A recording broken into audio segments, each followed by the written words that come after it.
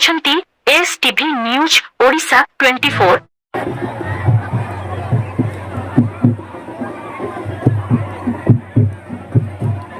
ଠାକୁରମୁଣ୍ଡା ଠାରେ ସରିଛି ଐତିହାସିକ ମା ବାସୁଳୀଙ୍କ ଉଡ଼ା ଯାତ୍ରା।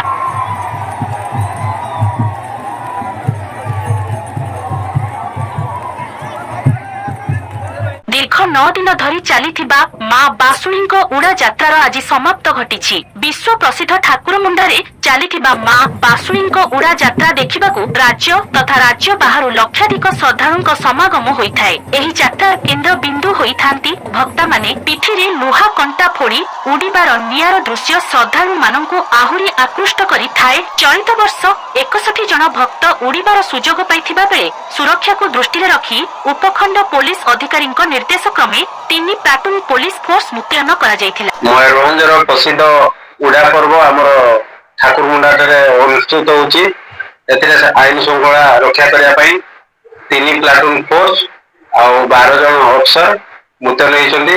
ଟ୍ରାଫିକ ଆଉ ଯୋଉ ସ୍ଥାନରେ ଆମର ମନ୍ଦିର ଅଛି ଉଡ଼ା ଭକ୍ତମାନେ ଆସିବେ ତାର ସୁରକ୍ଷା ପାଇଁ ମୁତୟନ ହେଇସାରିଲେଣି। ଟ୍ରାଫିକ ବ୍ୟବସ୍ଥା ପାଇଁ ପାର୍କିଂର ବ୍ୟବସ୍ଥା ହେଇଛି, ସେଥିରେ ବି ଆମର ଷ୍ଟାଫ ଦିଆହେଇଛି।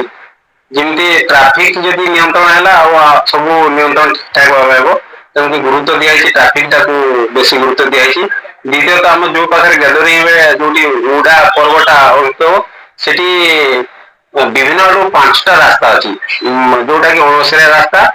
ତାକୁ ସୁରକ୍ଷା ଦୃଷ୍ଟିରେ ରଖି ଆମେ ଆମର ପୋଲିସ ମୁତୟନ କରିଛୁ, ଯେମିତି ଠିକଠାକ ଆମର ପର୍ବ ପାଳନ ହେବ ଆମେ ଆଶା ବ୍ୟକ୍ତ କରୁଛୁ।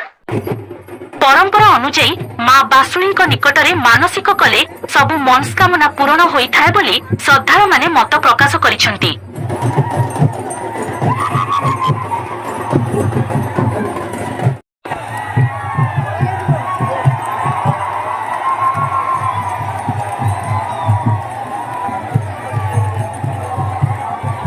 ମୟୂରଭଞ୍ଜ ଯଶୀପୁରରୁ ନିହାର ରଞ୍ଜନ ମହାନ୍ତଙ୍କ ରିପୋର୍ଟ STV ନ୍ୟୁଜ ଓଡ଼ିଶା 24।